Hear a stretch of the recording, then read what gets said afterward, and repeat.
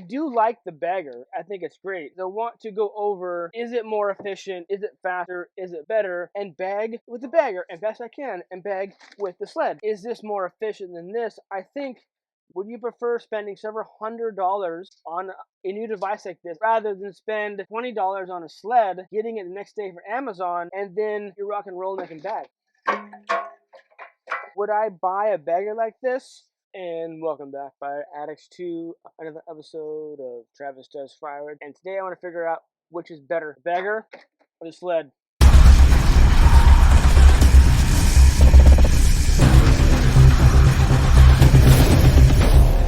So if you have watched my channel before, and you saw my bagging episode where I figured out that using this winter snow sled with the handles is my easy jig to fill bags. That's my cheap version, and I've been doing that for, I don't know, several months, half a year. I forget when I started to sell bags, but that's what I've been using, and so far so good. There are some pain struggles and some hard points to it, but for the money, I already had it. And if you can buy one of these things, I don't know, $15, $20 on Amazon, it's better than spending several $100s on a bagger like this, or if you're not handy, making one yourself. Now I have the jig for the bundles, but that's different. It's a different use of how to package and prepare wood to sell at the firewood stand. So I've been trying to figure this out for a few days now, and I don't think I can do like a time, like I'm gonna go as fast as I can and bag with the bagger as best I can and bag with the sled. I think that's comparing oranges and apples. I don't rush when I'm making these. Yes, I'm not going super slow, but I'm just going at a pace, right? So what I want to do is I want to go over, is it more efficient? Is it faster? Is it better? Is it more comfortable? And if one wins over the other, what would be the best choice? Like I think what's gonna win is probably gonna be the bagger. Well, how much efficiency and time saved, seconds times, I don't know how many hundreds thousands of bags, will that be justified to spend that several $100s on a bagger versus losing that money or that time? And so let's go over this real quick. We have seen the bagger on many channels. Several channels have a bagger, and they've all gone through the pros and cons. I don't think that there's a channel who does bags that uses a sled. I think maybe like some sort of device like it, but I may be the only one. If I'm wrong, let me know down in the comments. So as I finish up this bag that I started with the bagger, let's try to see if this is going to be a more efficient process, maybe faster, smoother. We'll see how this goes. So let's start out with the sled again. So sled is what I've been using, like I said, for several months now, and it's a pretty easy process. You take your empty bag, right, and you stick the sled in the bag. Now what I do is, the sled has handles, right? You have handles so you can sled down the hill. I put the handles on the outside of the roll because I don't want these handles to be caught on the wood as I'm sliding them in. So it's not like inside the roll like this. It's going to be on the outside, and that makes any sense. So we stick the sled in the empty bag, and most part, it stands up by itself. I think you can see that. So we start with the wood to put in the bag, starting out with a cottonwood. The one thing with the bag I will say, every time you hit it with a piece of wood, there's that ding noise, and that can get kind of loud and potentially annoying. Just maybe wear earplugs when you're doing firewood, or when you're bagging. I'm gonna now add some cedar to the bag. So as I put wood in the bag, the sled will expand to the outer limits of the actual bag itself, and that will meet where it can take no more wood. And so that should all make sense, right? That's all logical. Add a few more pieces of noble fir to finish it out. I split these up again so they're small enough to fit in here, and that's the bag. Now, if I don't fill this up too bad, I do just slide off the top on the outside of the sled. We got the sled, and we have our bag. So that's a pretty easy process. Now compare that to using the bagger like this, adding our wood.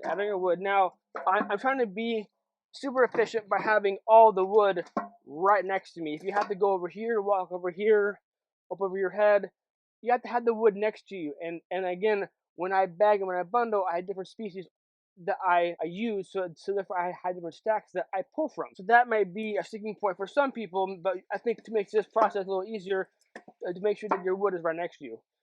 Next, we have some older, dirtier fir that I have, right? And then I only have space in here for maybe one stick of noble fir, right? All right, so we have our bag, and we put it over the bagger. Again, you've all seen this before. You've all seen this. Like this. Put it on to the very bottom. Tip it up, and you grab it. Slide it off. Come on. What happened?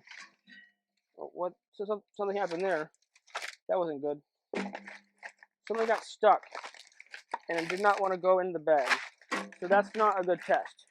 So, but let's just, for example, or have a hypothetically that slid out nicely. So usually it does, right? So finish it off with some more noble fir. This stuff smells like Christmas. It is amazing. However, it is still pretty sappy. So wearing gloves is great, but I don't like wearing gloves when I'm doing the bags and bundles. Don't ask me why. I don't know. It's a weird thing. Okay. My piece of noble fir, if it's small enough. I like to have it be pretty snug in here, but and not leave too much gas. I want to make sure that people can actually get the wood out. So that's that bag. So okay, so let's do one more with the sled. Okay, grab the bag, insert the sled. Now one thing that I will say about using the bag like this is sometimes when you put wood in it, the wood will catch on the edges of the sled, and that is kind of it was centered like right now. Look at it right there. Look at that. It's catching on it. So that's kind of a headache point. Another one too is sometimes when you're adding wood to it and you go to the next pile or go one more stick, sometimes this whole thing will just fall over, which is lame. So I think I need to make some sort of like a box, that little shallow box that it was sitting in, so it would not be top heavy to fall over. That would be the positive on the bagger, is it's not going to fall over as you're making the bag, right? So that's one pro. That's one pro for the bagger versus the sled. Okay, I like how I'm using the stand that's on the bagger to make the bags with the sled, and that's a very stable surface, and it's just off the ground where I don't have to bend over. So that is key too with this bagger, or with using something else to do your bag. Add some noble fir. This is the good stuff. So before I turn on the camera, I used the bagger and I made about little over 20 bags of firewood. I'll show it to you if you're interested. As I was doing that, I was trying to figure out in my head, how can I present a way to show you all which is better. I'll share my opinion with you, but maybe you can grasp and maybe form your own opinion. Okay, so again, that's the sled, another bag, rock and roll. So why I'm doing this right now is I want to empty out a few racks of wood that is seasoned, that's not full, so I can empty them out by way of bags and having it all be prepared, and that way that space is open, so I can put green or fresh cut wood in there, so I can have more wood in the yard. But as I was doing bags earlier, I was thinking, well, if I have bags and then like mice get into them and make nests, then the bags are dirty. So I don't want to make like 100+ bags. I just want enough where I have a surplus to have that space in the wood yard be available. I make some bags. I use the new bagger that I'm borrowing, and that's all a win-win. So I think that that's all going to work. But my fear is the bags are going to get dirty. So I think we should be okay though. So make another, do this, and add some fur. It's going to fit. I will say with the bagger is there's more having to figure out a puzzle when you're doing it versus sled. But of course when you're using the bundler for the bundles, that's more of a puzzle type thing. So let's try this again with the bag on the bagger. Make sure it's on the bottom. Tip it up, let it slide, and we have our bag. And that will stand up by itself. And then we find a few more pieces of noble fur, slip it in. All right, we're gonna call that good. Another bag. So I hope this makes sense in me demonstrating. I do like the bagger. I think it's great. But initial thoughts on, is this more efficient than this? I think maybe the ease of having it be up here and doing it, not having the bag fall over with the sled, even though I could build a box so it wouldn't fall over as easy. I don't I think it all depends on if you're doing this professionally, if you have multiple stores, if you just have a crap ton of firewood and you're busting it out. I guess the beggar makes sense because you have a business, you can write it off. It's not an issue versus someone like me, this is a side hustle.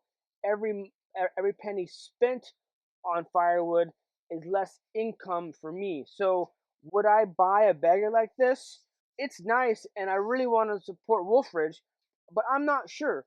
I think the sled has been working out good, but I think for the amount of bags that I did just now today, and if it's better using the sled versus the bagger here. I mean, you've seen the bagger, the whole bunch on YouTube.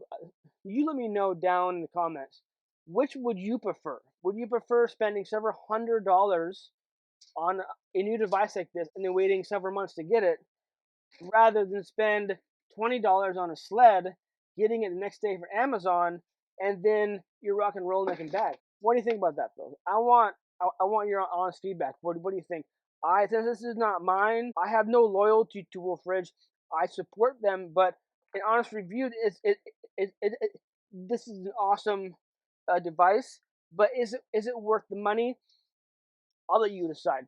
I'll let you all decide there. So just a quick episode. Just wanted to show that. Walk over here. This is about 20 some odd bags here. Not bad. I think I've never had this many bags made at one time, and because I never had the need. I've never had to have a surplus like this until now. Now there's a need, so I'm gonna do it. So this is full right here. Now this wood is dry. This wood is dry. If this wood was green and I bagged it, I wouldn't put it here. I would put it out more in the sun out here. But then they're kind of like redundant because we know that the UV rays will eat away at the bag, so you can't do that. So this is in the shade, but where it's in the shade, this is not going to dry. If it was wet, it's already dry. This is fine. It's covered. So whenever I need it, I grab it and I put it in the stand, rock and roll. My new place, if I make any more bags with the bagger or the sled, I'll put it here and I'll space it out because there's not a lot of airflow back here. So there is potential that the mold, but I don't think it's gonna happen because the wood is already dry. So we'll leave these here, and then I'll leave a gap, and then I'll stack more if I do have a surplus. But that's where I'm putting the bag. So what do you think? I want your thoughts. Trying to clean up the wood yard a little bit here. Have some time on my hands, but don't get me wrong. I appreciate the bagger, and I appreciate the person who's letting me borrow it. I still need to add the washers and the lock nuts that I didn't put in last episode, but it's still functional. Again, let me know your thoughts between, is it worth the money, several $100s versus me like $20, because I think that is a really easy tool to obtain, a really easy tool to use for the bags to fill them up. I think that works out great versus like a bucket system. I like how the sled how I do like how the sled will expand as you add wood to it, versus like something hard like a bucket or something like this where it's stationary. it won't move, right? But anyway, that's it for this episode. Thanks for tuning in. I appreciate it. Remember, life is short to be a prick, so be kind to one another. Rock and roll. Stay safe, keep cutting. Cheers.